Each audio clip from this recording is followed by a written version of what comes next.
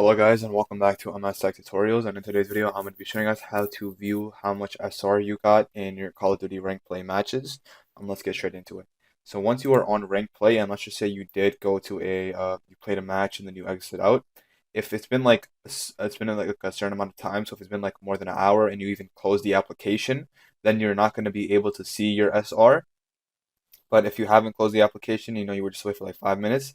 On the bottom right or on the bottom left, next to Voice All Lobby, once you've recently played a match, it's gonna say Open AAR Summary or Open SR Summary, something like that. You click on that, and then it'll tell you how much SR you got.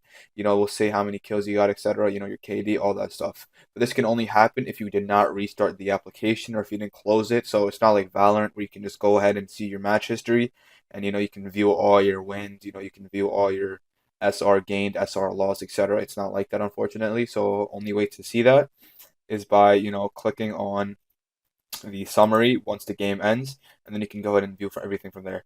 And yeah, that should be it. That is it for the video. Thank you guys for watching. Make sure to give the video a thumbs up, subscribe to the channel, and have a great day.